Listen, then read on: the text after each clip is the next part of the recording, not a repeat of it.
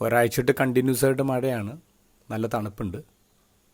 ഈ ദിവസങ്ങളിൽ രാത്രി ഉറങ്ങുമ്പോൾ ഞാൻ ഫാൻ ഇടാറില്ല, പുതച്ചുകൂടി കിടന്നുറങ്ങുന്നത്.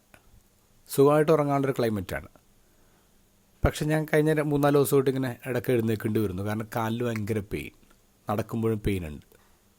അപ്പം ഞാൻ എൻ്റെ കൂട്ടുകാരൻ യേശുദാസ് അച്ഛനോട് ഇത് പറഞ്ഞു. അപ്പം അച്ഛൻ പറഞ്ഞു, കേട്ടോ ഡയബറ്റിക്സ് ഉള്ളവർക്ക് ഇങ്ങനെ സംഭവിക്കും. അച്ഛൻ പറഞ്ഞു, ഞാൻ ചെയ്യുന്നത് ഉറങ്ങുന്നതിന് മുമ്പ് കട്ടിയുള്ളൊരു സോക്സ് എടുത്തിടും. അപ്പം ഞാൻ കഴിഞ്ഞ 2 ദിവസം അത് പരീക്ഷിച്ചു. സോക്സ് ഇട്ടാണ് കിടന്നത്. കുഴപ്പമില്ല, എൻ്റെ ഉറക്കം ബ്രേക്കാവുന്നില്ല, വേദനയും കുറവുണ്ട്. ഞാൻ സോക്സ് ഇട്ടതുകൊണ്ട് മഴക്കൊരു കുറവുണ്ടായിട്ടില്ല, ടെമ്പറേച്ചറിൽ വ്യത്യാസമൊന്നും വന്നിട്ടില്ല.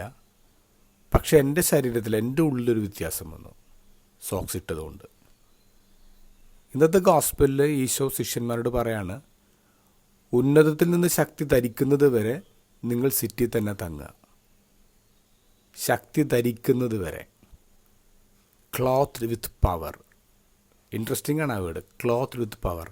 ശക്തി ധരിക്കാനുള്ളതാണ്. ആ ശക്തി ഏതാ? അത് ഹോളി സ്പിരിറ്റാണ്. ഹോളി സ്പിരിറ്റിനെ ധരിച്ചു കഴിയുമ്പോൾ നമുക്ക് ചുറ്റുമുള്ള സങ്കടങ്ങളുടെ കാലാവസ്ഥ മാറുന്നില്ല, ചൂട് പിടിച്ച പ്രശ്നങ്ങൾ ഒഴിഞ്ഞു മാറുന്നില്ല. പക്ഷെ നമ്മുടെ ഉള്ളിൽ വ്യത്യാസം വരുന്നുണ്ട്.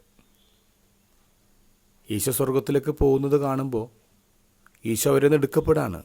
ഇപ്പോൾ ശിഷ്യന്മാർ സങ്കടപ്പെടുകയാണ് വേണ്ടത്. പക്ഷെ ഇവിടെ അങ്ങനെയല്ല കാണുന്നത്. അവർ അത്യന്തം സന്തോഷത്തോടു കൂടി ജെറുസലേമിലേക്ക് മടങ്ങി എന്ന് പറയാം, വിത്ത് ഗ്രേറ്റ് ജോയ്.